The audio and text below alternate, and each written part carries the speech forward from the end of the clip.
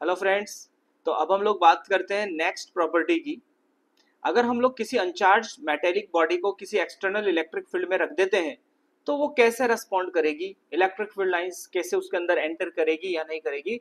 चलो उसकी बात करते हैं हम लोग हमारे पास में एक पॉइंट चार्ज है प्लस क्यू, और इसके सामने हम लोगों ने एक मेटेलिक बॉडी रख दी है जो इनिशियली अनचार्ज्ड है। इसके पास में कोई चार्ज नहीं है, अनचार्ज है। इसका मतलब जितना इसके पास में पॉजिटिव चार्ज है उतना ही नेगेटिव चार्ज है, तो ओवरऑल न्यूट्रल है ना।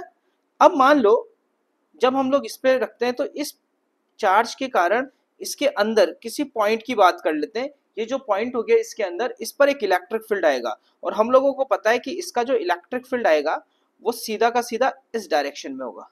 ठीक है, क्लियर है। तो कोई भी जो चार्ज होगा उसके कारण जो इलेक्ट्रिक फील्ड आ रहा है, और हमें ये पता है कि इस मेटल बॉडी के अंदर बहुत सारे फ्री इलेक्ट्रॉन्स हैं।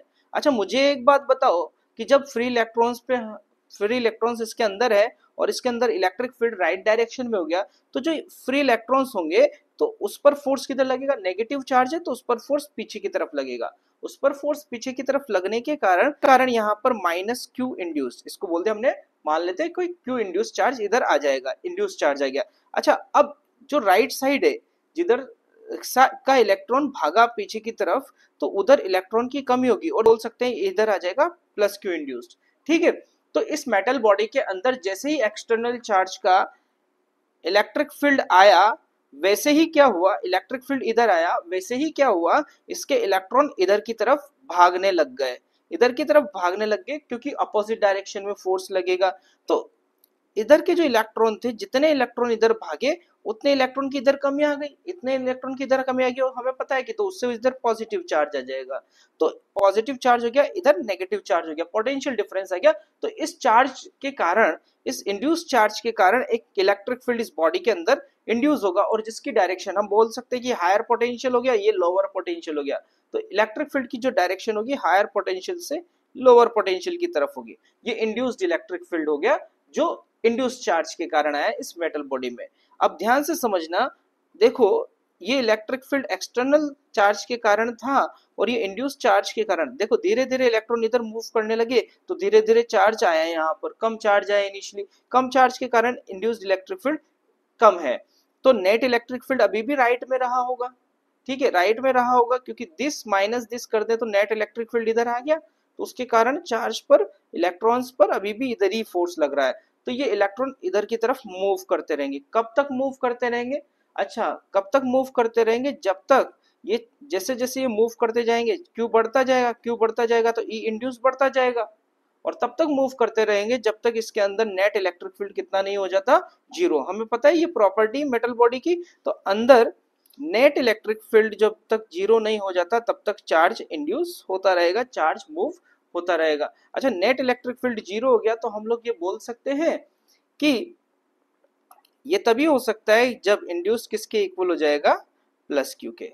तो हम लोग ये बोल सकते हैं कि अगर हम लोगों ने किसी चार्ज को किसी अनचार्ज मेटल बॉडी के सामने रखा तो उसके अंदर जो होगा, इसका इलेक्ट्रिक फील्ड तो आएगा लेकिन नेट इलेक्ट्रिक फील्ड हमेशा इसमें कितना रहेगा, जीरो। और ये प्रॉपर्टी भी है, कोई भी मेटल बॉडी के अंदर एक्सटर्नल चार्ज के कारण अंदर इलेक्ट्रिक फील्ड नहीं आ सकता। आ तो रहा है लेकिन इसमें भी चार्ज इंड्यूस हो जाएगा, और ये जो चार्ज इंड्यूस हो जाएगा तो उसके कारण इसका इंड्यूस्ड इलेक्ट्रिक फील्ड जो होगा वो इसको, इस वाले एक्सटर्नल इलेक्ट्रिक फील्ड को बैलेंस करके नेट को क्या करके रखेगा, जीरो रखेगा। तो हम लोग बोल सकते हैं कि किसी भी मेटल बॉडी को एक्सटर्नल चार्ज के सामने रखा जाता है तो उसमें चार्ज इस तरह से इंड्यूस होता है कि वो एक्सटर्नल इलेक्ट्रिक फील्ड को जीरो कर दे। बात करते हैं इलेक्ट्रिक फील्ड लाइंस की, तो इसकी इलेक्ट्रिक फील्ड लाइंस कैसी बनेगी, तो हम लोग देखें इलेक्ट्रिक फील्ड लाइंस के बारे में। तो यहां से देखते हैं, मान लें अब ये इलेक्ट्रिक फील्ड लाइन इधर गई, ठीक है, अब इसकी इलेक्ट्रिक फील्ड लाइन इधर जा रही है, लेकिन सामने क्या आ गया, मेटल बॉडी, मेटल बॉडी के अंदर ये इलेक्ट्रिक फील्ड लाइन एंटर नहीं कर सकती, तो ये इलेक्ट्रिक फील्ड लाइन यहाँ खत्म हो गई। अच्छा कर नहीं सकती, और देखो इसकी प्रॉपर्टी ये है, तो अंदर तो इलेक्ट्रिक फील्ड कितना है, जीरो, जीरो है तो इलेक्ट्रिक फील्ड लाइन प्रेजेंट होगी ही नहीं। ठीक है, तो ये electric field line metal body पे जाके रुक गई। अच्छा ये इलेक्ट्रिक फील्ड लाइन यहाँ से गई, ये भी इधर जाकर मेटल बॉडी पे टर्मिनेट होगी, और हमें पता है कि electric field lines always terminates on negative charge, तो यहाँ नेगेटिव चार्ज है तो इधर से भी इलेक्ट्रिक फील्ड लाइन जाएगी। और इस मेटल बॉडी पे जाके टर्मिनेट हो जाएगी। ठीक है, तो ये परपेंडिकुलर रहेगी। तो देख सकते हैं हम लोग किस तरह से इलेक्ट्रिक फील्ड लाइंस यहाँ पर टर्मिनेट हो गई। ठीक है, तो पॉजिटिव चार्ज के कारण जो इलेक्ट्रिक फील्ड लाइंस होगी यहाँ पर टर्मिनेट होगी। अब देखो ये इलेक्ट्रिक फील्ड लाइंस के अंदर एंटर नहीं करेगी, लेकिन हम ये बोल सकते हैं इधर पॉजिटिव चार्ज है तो इस मेटल बॉडी से इलेक्ट्रिक फील्ड लाइंस इधर बाहर निकलेगी।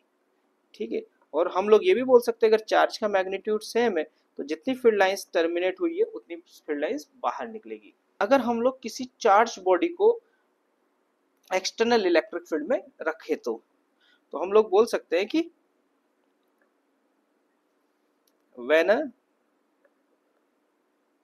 Charged metallic body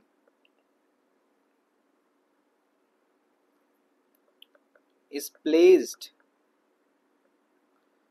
in external electric field। ठीक है, तो मान लेते हैं एक स्फेरिकल बॉडी मान लेते हैं। इस तरह से मान लो एक स्फेरिकल बॉडी है जिसके पास में प्लस क्यू चार्ज था।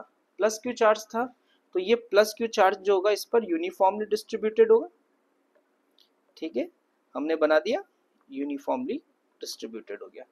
ठीक है, अब देखो ये जो चार्ज बॉडी है इस पर इनिशियली चार्ज जो है यूनिफॉर्मली डिस्ट्रीब्यूटेड है, इसके आसपास कोई चार्ज नहीं है। अब मान लेते हैं कि इसके सामने हम लोगों ने एक चार्ज रख दिया है। जब ये चार्ज यहाँ पर होगा तो इस चार्ज की कारण जो होगा अंदर की तरफ इलेक्ट्रिक फील्ड आएगा और इलेक्ट्रिक फील्ड राइट डायरेक्शन में आएगा, एक्सटर्नल इलेक्ट्रिक फील्ड। इसके कारण क्या होगा, इलेक्ट्रॉन्स का जो मोशन होगा वो लेफ्ट डायरेक्शन में होने लग जाएगा। अब देखो पहले तो क्या था, चार्ज यूनिफॉर्मली डिस्ट्रीब्यूटेड था या नहीं था?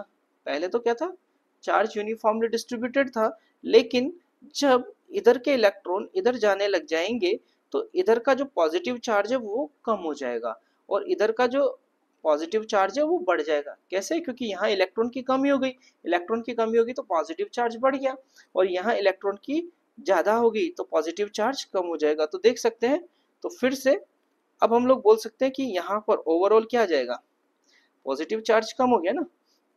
पॉजिटिव चार्ज कम हो गया तो यहाँ पर माइनस चार्ज हम लोग बोल सकते हैं, यहाँ माइनस क्यों इंड्यूस हो गया।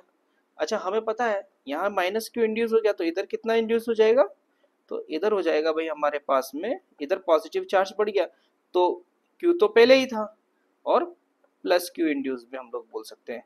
तो इधर का चार्ज जो हो जाएगा वो Q प्लस Q इंड्यूस और इधर का माइनस Q इंड्यूस हो जाएगा। ठीक है, तो इसके कारण इंड्यूस्ड इलेक्ट्रिक फील्ड आएगा और ये जो इंड्यूस्ड इलेक्ट्रिक फील्ड होगा वो हाई पोटेंशियल से लो पोटेंशियल की तरफ होगा और ये इलेक्ट्रिक फील्ड को, नेट इलेक्ट्रिक फील्ड को जीरो कर देगा। ठीक है, कहानी वही सारी चल रही है। इलेक्ट्रिक फील्ड लाइंस भी उसी तरह से ड्रॉ होगी, क्योंकि देखो इससे जो इलेक्ट्रिक फील्ड लाइंस होगी वो यहाँ आके टर्मिनेट हो जाएगी और अगर यहाँ आके टर्मिनेट हो रही है तो इसका मतलब है कि इधर नेगेटिव चार्ज है और यहाँ से निकल रही है क्योंकि यहाँ पर पॉजिटिव चार्ज है। ठीक है, और हम लोग यहाँ पर देख सकते हैं कि इधर चार्ज ज्यादा है तो इधर का फ्लक्स भी ज्यादा होगा, इधर नंबर ऑफ फील्ड लाइंस ज्यादा रहेगी। ठीक है, और अंदर का जो नेट इलेक्ट्रिक फील्ड क्या हो जाएगा, जीरो हो जाएगा।